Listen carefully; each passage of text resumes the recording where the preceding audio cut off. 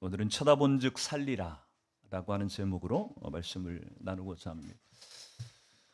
서양 사람들이 쓰는 영어 단어 가운데 워리스톤이라고 하는 단어가 있습니다.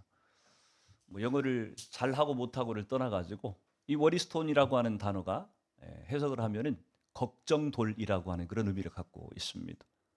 무슨 놈의 돌이 걱정이라고 하는 이름을 갖고 있는 돌이 있나?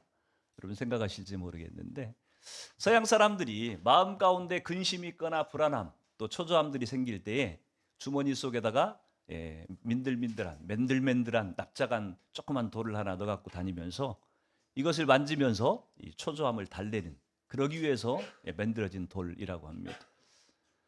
우리나라에도 아마 요즘 걱정 인형이라고 하는 그런 인형을 여러분이 들어보셨을 거예요. 이 과테말라라고 하는 나라에서 아이들이 막 조급해하고 걱정하고 두려움이 많다고 생각될 때 인형을 하나 만들어서 주면서 그 인형한테 네가 잠자기 전에 네 걱정거리를 다 얘기하고 그 인형을 네 베개 밑에다 넣어놓고 자면 잠자고 일어나면 모든 걱정이 사라진다. 뭐 이래서 만든 것이 걱정 인형이라고 그렇게 불리웁니다. 인간의 역사를 보면요, 사람들은 늘 행운을 가져다 준다고 하는 장신구들을 만들어서 사용을 해왔습니다. 우리 인생이라고 하는 것이 내 뜻대로 되지 않아요. 내가 계획한 대로, 내가 소망하는 대로 인생이 흘러가지 않기 때문에 우리는 그런 인생을 살면서 불안하고 염려가 되고 걱정이 되니까 그것들을 해결하기 위해서 나쁜 상황들을 피하고 좋은 기운을 받겠다 하는 그런 마음으로 우리가 이 장신구들, 행운의 장신구들을 사용을 하게 되는데 이것을 한국에서는 부적이라고 하는 그런 이름으로 사용을 하기도 하는 것입니다. 여러분, 세상 사람들은 이렇게 행운을 가져다 준다고 하는 막연하게 우리에게 어떤 복을 가져다 준다고 생각하는 우리를 이롭게 한다고 생각하는 이런 부적들을 가지고 위로를 받고 살아가지만 그러나 그리스도인들은 행운을 믿는 사람들이 아닙니다. 여러분들 행운이라고 하는 단어를 우리는 함부로 쓰면 안 돼요. 행운이라고 하는 단어를 우리는 결코 인정하지 않는 사람들이 그리스도인들이에요. 그리스도인들이 믿는 것은 행운을 믿는 것이 아니고 하나님의 섭리를 믿는 것입니다. 하나님의 섭리라고 하는 것이 무엇입니까? 하나님은 옳고 그름을 판단하시는 분이세요. 하나님은 눈먼 신이 아니고 귀가 먹은 신이 아니고 판단력이 없는 그런 분이 아니시고 하나님은 보고 들으시고 옳고 그름을 정확하게 오차 없이 판단하시는 분이세요. 그래서 하나님은 상을 받을 사람에게 상을 주시는 분이시고 또 죄를 지은 사람에게 심판을 행하시는 분이 하나님이시라고 하는 거예요. 이게 하나님의 섭리예요. 그리스도인들은 그냥 죄를 지었든지 안 지었든지 내가 잘했든지 잘못했든지 무조건 부적 갖다 붙여놓으면 액땜을 하고 뭐 나쁜 것들이 지나가고 좋은 일만 생긴다고 하는 이런 행운을 믿지 않는다고 하는 것입니다. 아무튼 간에 오늘 가데스 바네아에서 지난번에 우리가 살펴봤던 대로 이스라엘 백성들이 12정탐꾼을 보냈다가 실패를 경험하게 됩니다. 그리고 자그마치 38년이라고 하는 시간을 이 정탐 이후에 그 전에 1년 1개월의 시간이 있었고 정탐 실패한 이후에 이 38년이라고 하는 시간을 광야에서 방황하는 시간을 보내게 된다고 하는 것입니다. 이스라엘 백성들의 광야 생활의 특징, 가장 큰 특징을 본다고 한다면 그들에게는 엄청나게 걱정도 많고 염려도 많고 근심과 두려움들이 많았다고 하는 것입니다. 여러분, 광야의 인생을 사는 사람들에게 걱정, 근심이 없는 사람은 아무도 없어요. 다 그런 두려움 때문에 우리는 시달리며 산다고 하는 것입니다. 광야를 살아가는 이스라엘 백성들을 보면서 우리는 성경을 읽을 때 그런 생각을 하기가 쉬워요. 아니, 왜 저 사람들은 저렇게 늘 근심에 매여 살아가는 것일까? 왜 저렇게 염려하며 사는 것일까? 좀 담대하게 살지는 못하는 것일까? 근데 이스라엘 백성들의 삶을 만약 우리의 삶에다가 그대로 대입한다고 한다면 우리는 훨씬 더 걱정이 컸을 것이라고 하는 추측을 해볼 수가 있습니다. 이스라엘 백성들이 남의 나라에서 더부살이 하다가 해방은 되었어요. 근데 이들에게 보장된 것이 아무것도 없습니다. 이들에게 보장된 건 딱 한 가지. 하나님이 약속의 땅으로 가나안을 주셨고 출애굽시켜서 이 가나안 땅으로 들어가게 하실 것이라고 하는 하나님의 약속. 그것도 그 약속이 언제 주어진 약속이에요? 아브라함 때 주어진 약속이에요. 모세를 통해서 다시 환기시키긴 했지만 그러나 그들이 만나보지도 경험하지도 못했던 하나님 그분이 하신 가나안 땅을 너희의 너에게 약속의 땅으로 주었다.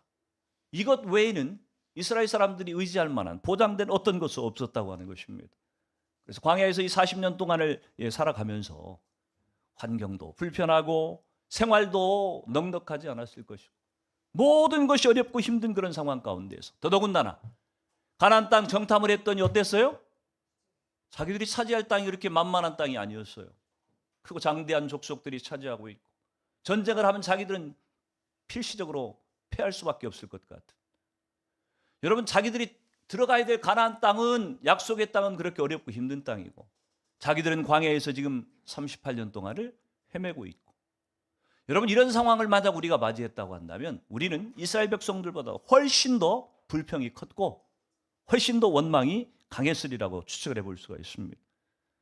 아무튼 이스라엘 백성들이 지금 오늘 광야에서 심통이 난 것입니다. 이유가 뭐였냐면 오늘 21장 4절이에요. 같이 읽어봅니다. 시작. 백성이 호르산에서 출발하여 홍해길을 따라 에돔 땅을 우회하려 하였다가 길로 말미암아 백성의 마음이 상하니라. 아멘. 길로 말미암아 백성들의 마음이 상했다. 그렇게 기록을 하고 있죠. 무슨 얘기냐면은 오늘 21장인데 본문이 20장 말씀에 보면은 왜 길로 말미암아 이스라엘 백성들이 마음이 상했는지를 얘기를 해주고 있죠. 20장 17절 18절에 보니까 청하건대 우리에게 당신의 땅을 지나가게 하소서. 우리가 밭으로나 포도원으로 지나가지 아니하고 우물물도 마시지 아니하고 왕의 큰 길로만 지나가고 당신의 지경에서 나가기까지 왼쪽으로 오른쪽으로 치우치지 아니하리이다 한다고 하라 하였더니 에돔 왕이 대답하되 너는 우리 가운데로 지나가지 못하리라. 내가 칼을 들고 나아가 너를 대적할까 하노라. 여러분, 에돔 족속은요 에서의 후손들입니다. 야곱의 형이었던 에서의 후손들이 에돔 족속이 되어 있어요. 큰 민족을 지금 이루고 있는 것입니다. 근데 이스라엘 백성들이 지금 출애굽해가지고 지금 빠른 길로 가나안 땅을 향해서 가야 수월하게 편하게 지금 지나갈 수가 있는데 그러려면은 반드시 에돔 땅을 통과해야만 됐다고 하는 것이. 한번 지도 한번 띄워줘 보실래요? 지도가 보이시나요? 보면은 저기 밑에 가데스 바네아라고 하는 적이 있죠. 저곳에서 12정 땅권을 보냈다가 실패했어요. 그리고 이동해가지고 호르산을 지나가지고 이들이 원래 어디로 가려고 그러냐면 저 분홍색으로 표시된 저게 왕의 대로라고 하는 길입니다. 저 길을 통해서 바로 저 여리고 있는 쪽 요단강을 건너서 이렇게 가나안 땅으로 들어가려고 계획을 했어요. 근데 중간에 누가 있어요? 밑에 보면은 에돔이라고 하는 나라가 저기 버티고 있는 거예요. 그래서 이스라엘 백성들이 에돔 왕에게 그렇게 요청을 한 거예요. 우리가 좀 여기 너희 땅을 좀 지나가야 되겠다. 아무것도 안 건드릴 테니까 우물도 안 마시고 포도원도 해코지하지 않고 우리가 그냥 쭉 지나갈 테니까 좀 허락해달라. 근데 보기 좋게 거절당해요. 못 간다고 하는 것입니다. 못 보내주겠다고 하는 것이에요. 여러분, 이 에돔 족속이 이스라엘 족속과는 형제지간이에요. 여러분, 이 야곱과 에서가 본래 사이가 안 좋았다가 화해를 했죠. 그렇죠? 화해를 했어요. 그래서 원수지간이 아닙니다. 다른 이 후손들하고는 좀 달라요. 에돔 족속과 이 이스라엘 족속들은 형제지간이라고 하는 얘기입니다. 그러면 형제가 어려움을 겪고 있는 상황이라고 한다면 좀 통과하도록 도와줄 법도 한데 그것을 보기 좋게 거절을 하는 거예요. 그러니까 이스라엘 백성들이 얼마나 화딱지가 나겠습니까? 이게 뭐 싸울 수도 없고, 그렇죠?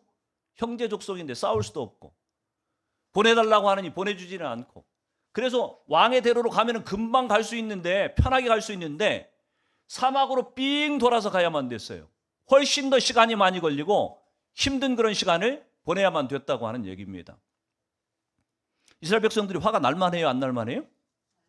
짜증이 날만한 거예요 지금. 근데 짜증이 나면 누구한테 짜증을 내야 돼요 지금? 자기들을 통과하지 못하게 한 에돔 족속에게 짜증을 내야죠. 누구한테 화를 내고 있어요? 하나님과 모세한테 지금 짜증을 부리고 있다고 하는 얘기입니다. 과천에서 뺨 맞고 서울 와서 화를 낸다, 뭐 이런 속담이 있죠. 아니, 화를 내려면은 자기들을 거절한 이 못돼 먹은 에돔 족속에게 화를 내고 싸워야 되는데 걔네들한테는 화를 못 내고, 왜 화를 못 내요? 칼을 들고 나가겠다 이렇게 얘기하니까 겁이 난 거예요. 그래가지고 엉뚱한 애민 하나님하고 모세한테 화풀이를 지금 하고 있다고 하는 얘기입니다. 오늘 5절이 그 얘기를 하고 있죠. 같이 읽어봅니다. 시작. 백성이 하나님과 모세를 향하여 원망하되 어찌하여 우리를 애굽에서 인도하여 내어 이 광야에서 죽게 하는가? 이곳에는 먹을 것도 없고 물도 없도다. 우리 마음이 이 하찮은 음식을 싫어하노라 하매. 하나님과 모세를 향해서 두 가지를 지금 원망을 하고 있어요. 첫 번째 원망은 이스라엘 백성들이 광야에서 불평할 때마다, 원망할 때마다 입만 열면 했던 원망이에요. 뭐예요? 왜 우리를 애굽에서 이끌어내 가지고 이 광야에서 죽게 만들었냐?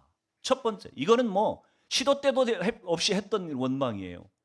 여러분, 사람이 원망을, 어떤 불평을 한 번 할 때, 두 번 할 때는 어떻게 들어줄지 몰라요. 아, 힘드니까 저렇게 하나 보다. 근데 입만 열었다고 한다면, 저 불평을 해댄다고 한다면 여러분은 어떤 생각이 들 것 같아요? 여러분 자녀가 틈만 나면 부모인 나를 향해서 왜 나를 낳아가지고서 이 힘든 세상에서 나를 나게 해가지고 나를 죽게 만드냐고 이렇게 투덜거린다고 한다면 여러분은 여러분 자녀를 향해서 어떤 마음이 들겠어요? 예, 저 살려줄 놈, 뭐 이런 생각이 들겠죠. 예. 부모를 향해서 자녀들이 할 말이 있고 안 할 말이 있는 것이지, 어쩌다 한 번 해도 큰일 날 말이에요. 우리가 가끔가다가 뭐 저도 그런 적이 있습니다만, 그런 말을 하려고 이렇게 일부러 의도한 건 아닌데 어쩌다 보니까 툭 튀어나왔어. 근데 하지 말아야 될 말이야. 그래가지고 갑자기 분위기가 냉각되는 그런 경우들이 있죠. 야, 이거 죽었다. 이거 절대 이런 얘기는 하면 안 되는 얘기인데, 이런 경우들이 특별히 있어요. 우리가, 여러분, 이스라엘 백성들이 그건 실수로 지금 하는 얘기가 아닙니다. 입만 열었다면 이 얘기를 했다는 얘기는 그냥 마음속에 쌓여 있는 거예요. 왜 우리를 애굽에서 출애굽시켰냐? 그리고 왜 이 광야에서 이 고생을 시키고 여기서 죽게 만드느냐? 계속 쌓여 있었다고 하는 얘기입니다. 또 한 가지 불평거리는 뭐예요? 우리가 이 하찮은 음식을 싫어하노라. 지금 그렇게 얘기를 하고 있죠. 여기서 싫어한다고 하는 얘기는요, 몹시 지겨워하고 질색하여 끊어버린다, 이런 의미를 갖고 있다고 합니다. 무슨 음식이에요? 이 음식이 만나를 얘기하고 있죠. 만나를 하나님께서 처음 주셨을 때 이스라엘 백성들이 뭐라고 표현했냐면은 꿀 섞은 과자 맛 같았다, 그렇게 얘기를 했어요. 예나 지금이나 꿀은 맛있는 것을 상징하는 겁니다. 진짜 맛있을 때 꿀같이 달다, 이렇게 표현을 하는 거예요. 그렇게 좋았던 이 만나가 오늘 이스라엘 백성들이 뭐라고 고백을 해요? 이 하찮은 음식을. 하면 안 되는 얘기를 지금 또 하고 있다고 하는 얘기입니다. 여러분, 이 사건에서 이스라엘 백성들이 보여준 행위를 딱 한마디로 요약해서 표현한다고 한다면 이스라엘 백성들이 안달이 났다고 하는 거예요. 안달이 났다고 하는 히브리어를 해석을 한다고 한다면 그런 얘기입니다. 그들의 영혼이, 사람들의 영혼이 성질을 부린다, 이런 뜻을 갖고 있다 그래요. 사람들의 영혼이 성질을 부린다. 성질을 부리는 건 좋은 건 아니에요. 그렇죠? 곤조를 부리면 안 되는 거예요. 곤조가 일본말로 성질인가요? 잘 모르겠네. 사람은 곤조를 부리면 안 돼. 근데 오늘 이스라엘 백성들이 지금 그렇게 한 거예요. 기적적으로 자신을 구원해 주셨을 뿐만 아니라 먹이시고 입히시고 여기까지 지금 인도해 주셨는데, 오늘 지금 이스라엘 백성들이 에돔 백성 때문에 멀리 돌아가야 되는 이 귀찮은 것들을 경험하면서 하나님이 지금 원망을 하고 있는 거예요. 두 가지를 지금 이렇게 원망하고 있는 것이, 이 원망은 단순한 의심이나 단순한 불평을 지금 얘기하고 있는 것이 아닙니다. 하나님과 모세가 짜고서 자신들을 배신했다고 얘기하는 거예요. 우리를 배신했다, 그렇게 하나님을 지금 비난하는 것이고, 결국 이 얘기는 하나님을 향해서 정면으로 도전하는 반역행위에 해당된다고 하는 얘기입니다. 하나님이 이 죄를 얼마나 엄하게 다루었는지를 지금 보여주는 거예요. 뭐라고 하나님께서 하시냐면은 지체하지 않고 즉각 벌을 내리시는데, 6절 말씀을 같이 한번 읽어봅니다. 시작. 여호와께서 불뱀들을 백성 중에 보내어 백성을 물게 하심으로 이스라엘 백성 중에 죽은 자가 많은지라. 아멘. 이스라엘 백성들이 하나님 앞에 어떤 죄를 저지르면요, 하나님이 보통 중간 과정이 있어요. 그 죄를 다시 확인한다든지. 여러분, 우리가 세상에서 재판을 할 때도 그렇죠. 어떤 죄를 지었다 그래가지고 바로 잡아다가 죽이지 않습니다. 바로 잡아다가 가두지 않아요. 어떻게 해요? 재판을 해요. 재판을 신중하게 조사를 해가지고 1심 재판을 하고, 그것도 혹시 틀릴 수 있으니까 2심 재판을 하고, 그것도 혹시 실수할 수 있으니까 3심. 그 3심 재판을 해요. 하나님도 이 이스라엘 백성들의 죄를 다루실 때에 그냥 죄지었다 그래서 바로 막 즉각 어떤 벌을 주시지 않았다고 하는 것입니다. 확인하고 이 중간 절차의 과정들을 거쳐서 하나님이 일을 처리하시는데, 오늘 이 이스라엘 백성들 앞에서 하나님이 행하신 이 심판은요, 직결 심판이에요. 직결 심판. 불평하고 원망한 백성들한테 바로 하나님께서 불뱀을 보내가지고 이들을 죽이셨다고 하는 얘기입니다. 여러분, 이 불뱀이라고 하는 이 독사는 지금 당시 광야에 살고 있었던 독사 중에 한 종류인데, 이름이 어마어마하잖아요. 불뱀. 이 이름부터 무시무시하잖아요. 한번 물리면은 열이 올라가지고 금방 죽도록 맹독을 가진 그런 독사라고 합니다. 하나님이 불뱀을 보내가지고서 백성들을 물어서 죽게 하셨다고 하는 것은, 오늘 이스라엘 백성들이 하나님 앞에 행했던 이 죄가 얼마나 무서운 죄인가를 지금 보여주고 있는 것입니다. 죄의 대가라고 하는 것이 얼마나 심각하고 무서운 것인지를 지금 보여주고 있는 것인데, 여러분, 죄라고 하는 것은요, 항상 우리에게 그 결과가 사망을 가져다 준다고 하는 소리는 기억을 해야 돼요. 야고보서 1장 15절에 보면 욕심이 잉태한 즉 죄를 낳고 죄가 장성한 즉 뭘 낳는다고요? 사망을 낳느니라. 욕심으로 시작된 사소한 것이 우리를 결국 죄에 이르게 하고, 죄가 우리 가운데 이르면 결국 우리는 어디로 나가게 되냐면 사망으로, 죽음의 단계로 나간다고 지금 성경이 얘기를 하고 있는 것입니다. 죄가 얼마나 무서운 것이에요, 이게. 그냥 우리는 죄 한 번 짓고 누가 모르면은, 들키지 않으면 이 죄가 아무것도 아닐 거라고 이러면 생각할지 모르지만, 죄는 반드시 우리에게 사망이라는 결과를 가져다 준다고 하는 소리는 잊지 말아야 된다고 하는 것입니다. 무서운 것이에요, 죄는. 죄는 아무것도 아닌 것이 아니고, 조금만 죄는 그냥 지나쳐도 되는 것이 아니고, 죄라고 하는 것 자체는 우리를 결국 사망으로 끌고 간다고 하는 것을 우리는 기억을 해야 돼요. 그래서 사도 바울이 죄에 대해서 아주 단호하게 얘기를 합니다. 에베소 5장 3절을 같이 한번 읽어봅니다. 시작. 음행과 온갖 더러운 것과 탐욕은 너희 중에서 그 이름조차도 부르지 말라. 이는 성도에게 마땅한 바니라. 아멘. 음행과 온갖 더러운 것과 탐욕은 너희 중에서 그 이름조차도 부르지 마라. 근처에도 가까이 말라고 하는 얘기예요. 이름조차도 부르지 마라. 왜요? 죄의 연루가 되면 우리는 필경 사망에 이를 것이기 때문에. 근데 여러분들은 그렇게 심각하게 죄를 인식합니까? 그냥 죄를 짓고도 그냥 무덤덤하지 않아요, 혹시? 죄를 짓고도 괜찮지 않아요? 아무 생각이 없지 않아요? 양심이 찔리지도 않고, 성령께서 혹시 책망하지도 않고, 혹시 죄를 짓고 있는데도 내가 그러고 있다고 한다면 우리는 내가 구원받은 사람이 맞나? 하나님이 나를 택한 자가 맞나? 우리를 점검해 봐야 돼요. 그럴 리가 없어요. 우리가 정말 하나님의 사람이라고 한다면, 우리 속에 정말 성령께서 거하신다고 한다면, 죄가 손톱만큼이라도 우리 가운데 침투하게 되면은 반드시 그 죄가 깨달아지고, 그것들이 아프게 느껴지고 고통스럽게 느껴지고 결국 우리를 사망에 이르게 한다고 하는 것들을 인식하게 하셔서 우리로 하여금 죄로 하여금 돌이키게 하신다고 하는 얘기입니다. 저는 저와 여러분들이 죄를 이름조차도 부르지 않는, 죄를 멀리하는 삶을 사시기를 주 이름으로 축원합니다. 지금 이스라엘 백성들도 자신들의 죄가 얼마나 심각한 것인지를 금방 깨달았어요. 보니까 금방 깨달았어요. 보니까 다른 때는 변명도 하고 막 그러는데, 이번 죄는 이게 보통 죄가 아니라고 하는 것을 이들도 알고 있었던 것 같아요. 보니까 하지 말아야 될 말을 했거든요. 두 가지씩이나 그것도. 그래서 오늘 민수기 20장 7절에 보니까 모세에게 중보기도를 요청합니다. 이 7절 같이 읽습니다. 시작. 백성이 모세에게 이르러 말하되 우리가 여호와와 당신을 향하여 원망함으로 범죄하였사오니 여호와께 기도하여 이 뱀들을 우리에게서 떠나가게 하소서. 모세가 백성을 위하여 기도하매. 아멘. 이스라엘 백성들이 죄를 지은 건 맞아요. 그렇죠? 하나님 앞에 지금 심각한 범죄를 한 것은 맞습니다. 그런데 우리가 여호와와 당신을 향하여 원망함으로 범죄하였나니, 자기들의 죄를 시인하고 있어요. 지금. 소망이 있는 거예요. 이런 사람들에게는 소망이 있는 거예요. 자기 죄를 인정하고 시인하는 사람들에게는 소망이 있어요. 누가요? 중보자가 있기 때문에. 오늘 이스라엘 백성들에게 하나님이 모세라고 하는 중보자를 지금 세워줬잖아요. 얼마나 감사합니까?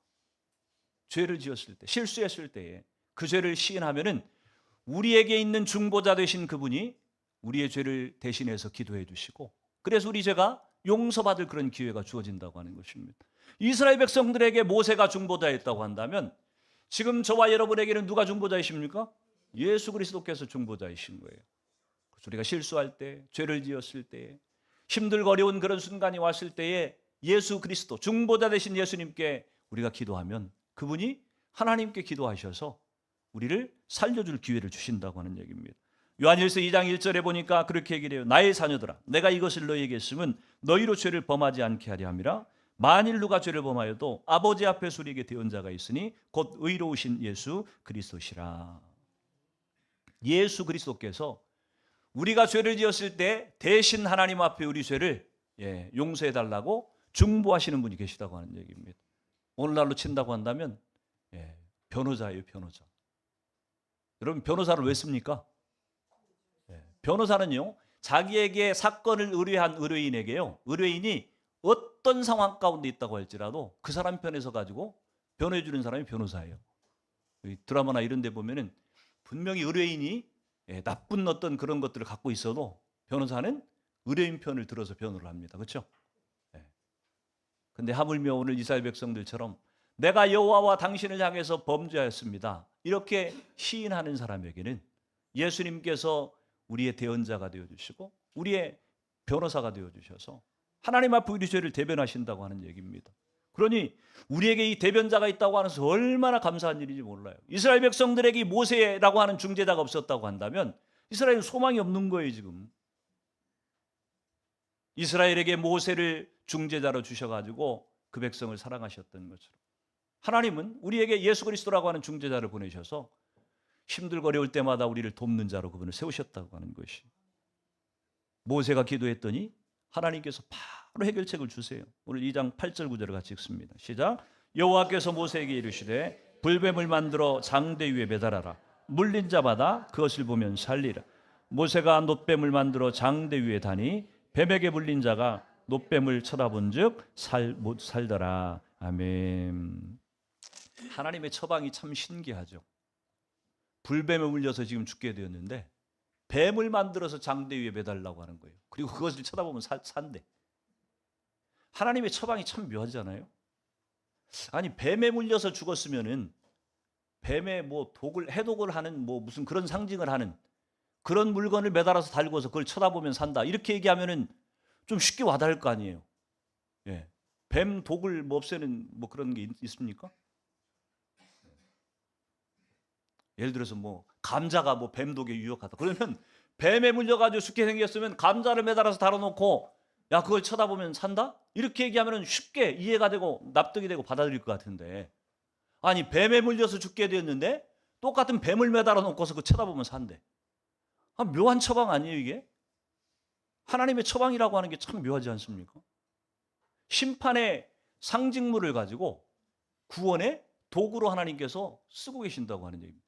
여러분, 그래서 어려운 거예요 이게 구원의 신비라고 얘기할 수도 있고 구원받는 것이 그래서 쉬울 수도 있지만 그래서 어려울 수도 있다고 하는 지금 반증하고 있는 것입니다.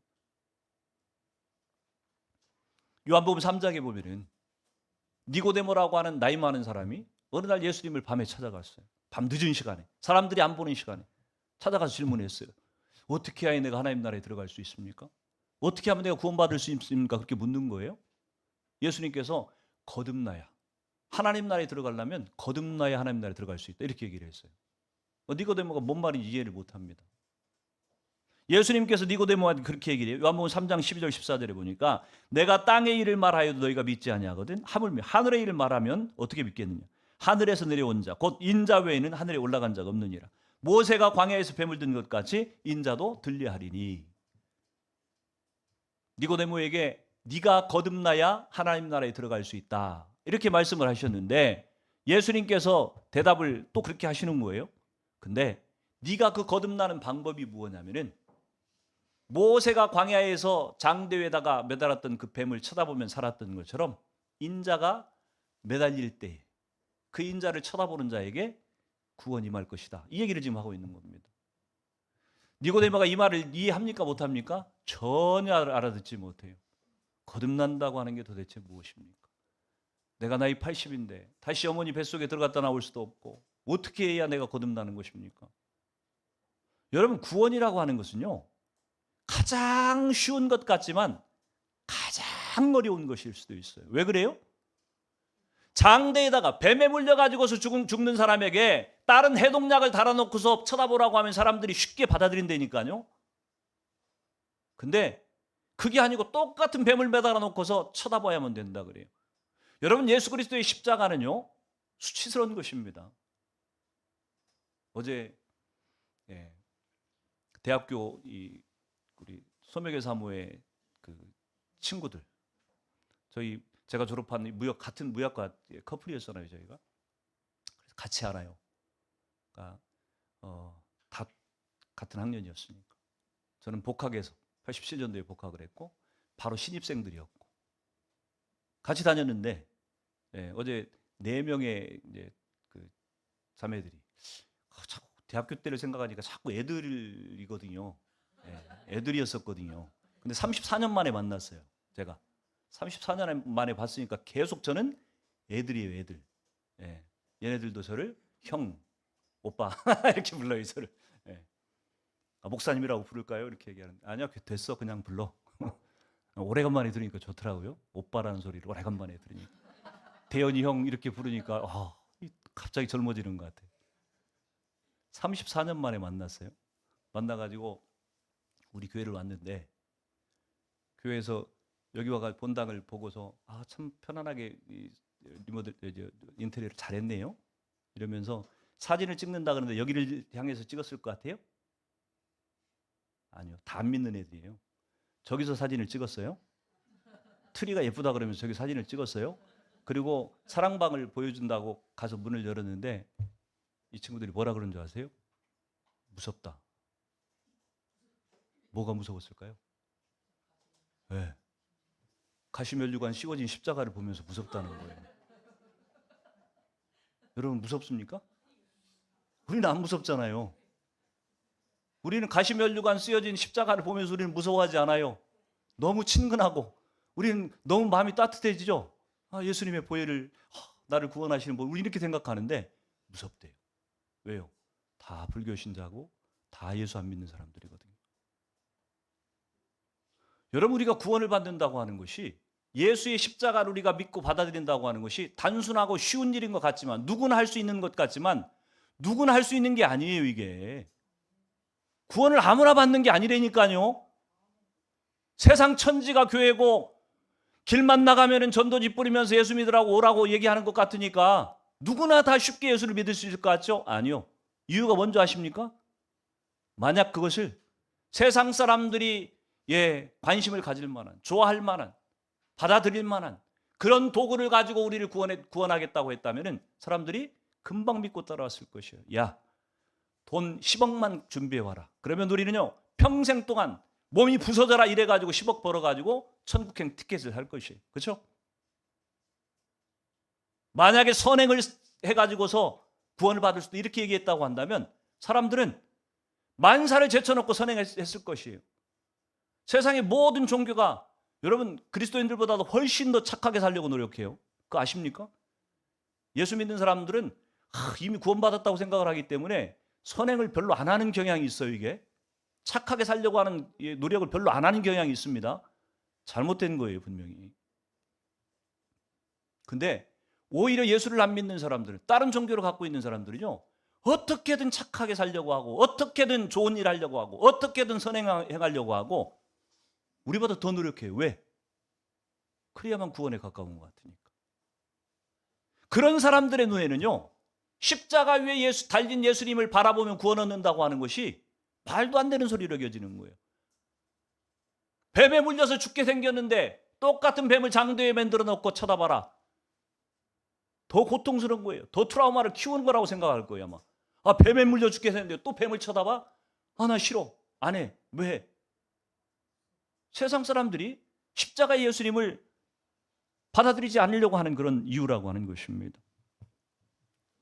여러분, 예수님께서 오늘 요한복음 3장 12절 14절에 보면은 모세가 광야에서 뱀을 든 것 같이 인자가 들려야 되는데 내가 그 예수다, 그 십자가 예수다라고 하는 걸 지금 말씀하고 있는 것입니다. 민수기 지금 21장에서 예수님 이 장대에 높이 매달렸다고 하는 단어를 만약 이 히브리 원어로 본다고 한다면요, 그냥 달린 게 아니에요. 그냥 장대 위에다가 뱀 한 마리 모양 형상 만들어 가지고 달아놓은 게 아니에요. 이 원어적인 뜻은 어떤 것이냐면은 숭배하는 대상이 되도록 매달았다, 그런 의미를 갖고 있습니다. 우상처럼 쳐다봤다고 하는 얘기. 쳐다보라는 얘기예요. 쳐다본다고 하는 것도 그냥 힐끗 지나가다 쳐다보는 것을 얘기하는 게 아닙니다. 시선을 고정하고 가던 길을 멈추고 관심과 생각을 집중해서 보는 것을 쳐다본다고 얘기를 하는 것입니다. 장대 위에 매달린 놋뱀을 쳐다본 즉 살리라. 이 얘기는요, 그냥 아무나 뱀 문진 사람 가가지고 이렇게 한번 쳐다봤으니까 살아난다는 얘기를 하고 있는 게 아니에요.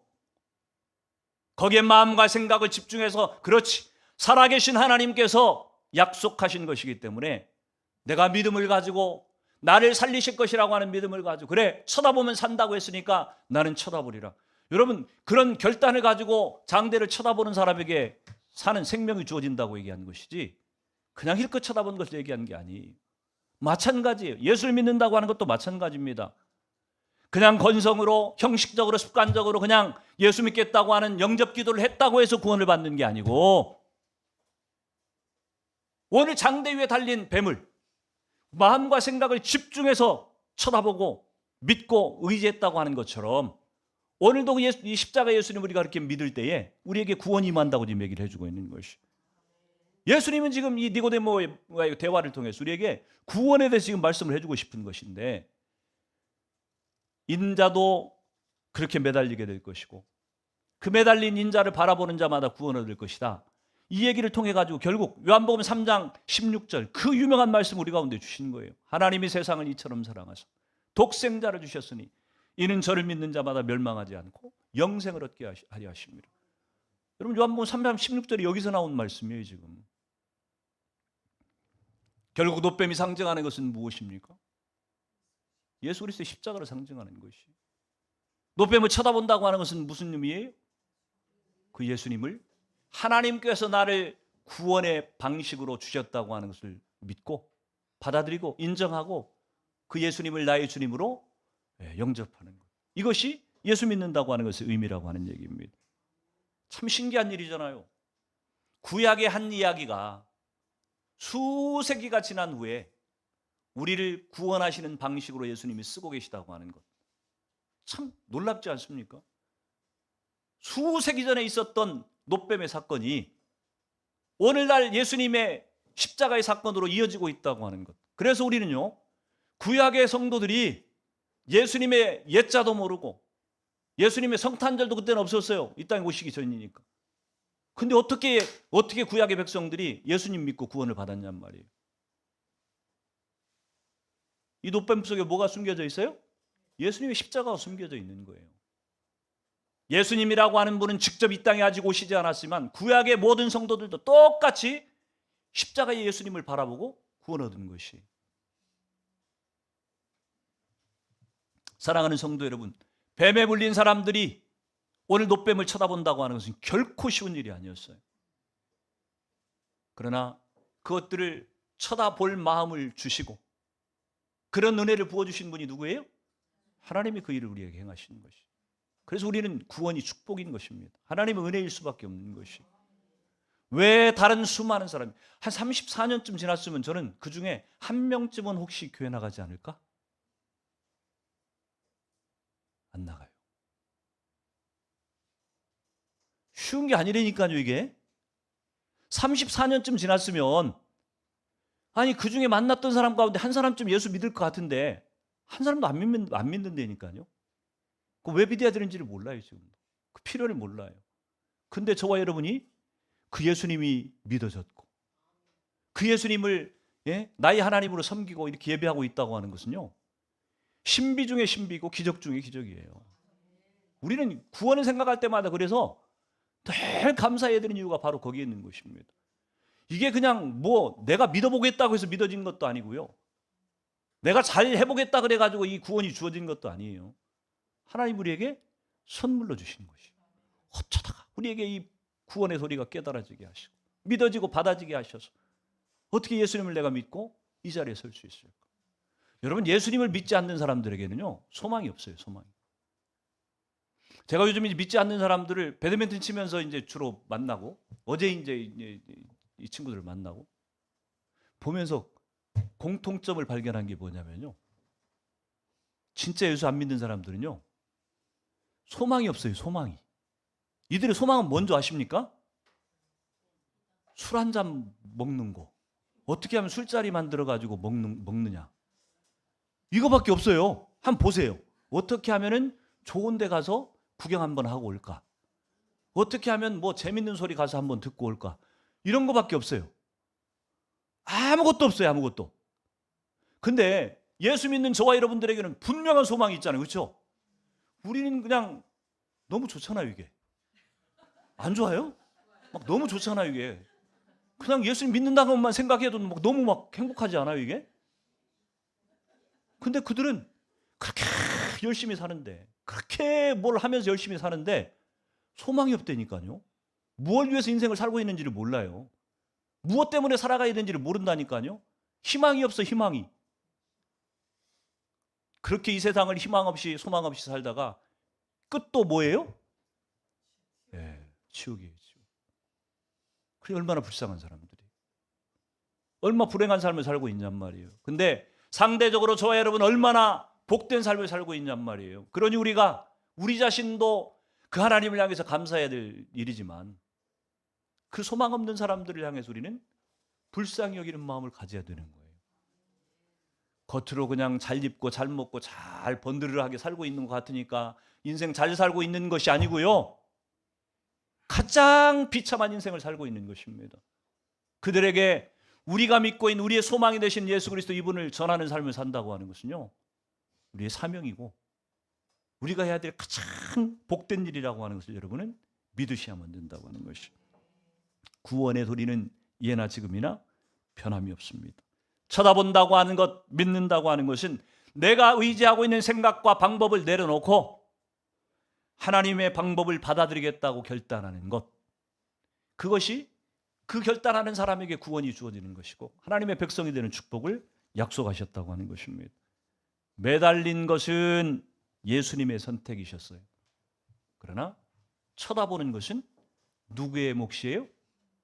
우리의 몫이에요. 매달리는 방식, 구원의 방식을 정하신 것은 하나님이시지만, 그러나 그것을 쳐다보는 것은 우리 개개인의 몫이라니까요. 저는 저와 여러분들이 장대에 매달린 놋뱀을 바라보는 자마다 생명을 얻은 것처럼 예수 그리스도의 십자가를 바라볼 자마다 영생을 얻는다고 하는 것을 믿으시고, 여러분 자신도 그 영원한 생명을 늘 누릴 뿐만 아니라 주변에 있는 모든 사람들에게 이 성탄에 이 땅에 죄를 사하시고 우리를 구원하러 오셨던 예수 그리스도, 그분을 세상 만방 가운데 늘 전하는 삶을 사는 저와 여러분 되기를 주의 이름으로 축원합니다. 같이 기도하도록 합니다.